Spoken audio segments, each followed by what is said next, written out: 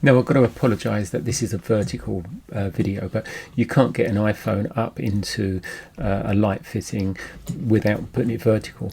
But there's a lot more information in this video than actually what first meets the eye, because obviously you can see that this is sweating inside this roof, and you'll see as we turn around here that the insulation hasn't been fitted very well either. Somebody, because I'm putting the light up through the light fitting, you can see that the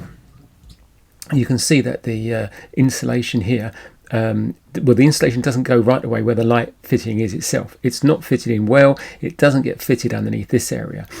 Now, as you look at this, you can see you might question. I'll just come back a little bit. Actually, you might question why we've got no moisture here, but we've got moisture elsewhere.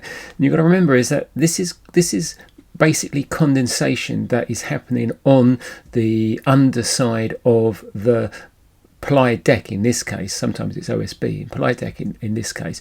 And the reason it's not happening there is because you've got the heat of the light and you've got the heat of the room down below, which is coming up, keeping this area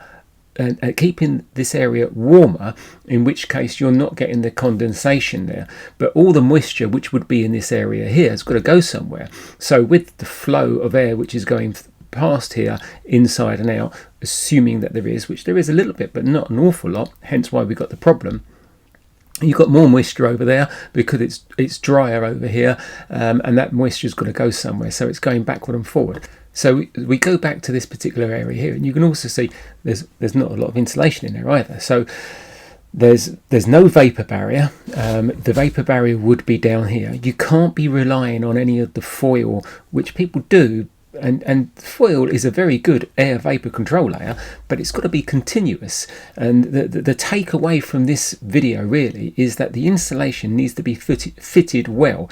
It needs to be right down on the ceiling level for a start, and you can't cut a light fitting through like we've got here, which, you know, if I was a mouse, I could come through that light fitting, I could jump on the top of this and I could run, and if there was vents either side, I could get out the vents. Now obviously I'm not a mouse, but I could be cold air, and you could have cold air coming in to the room down below, and you can have all your warm air coming out, which has got your moisture in it, which is going to be condensing up here. So realistically, this is I just don't understand how anybody fitting this kind of thing didn't understand that could have been the problem or a problem as we move on with this. Hopefully you found this interesting. If you need any more information, please get back to me. Speak soon.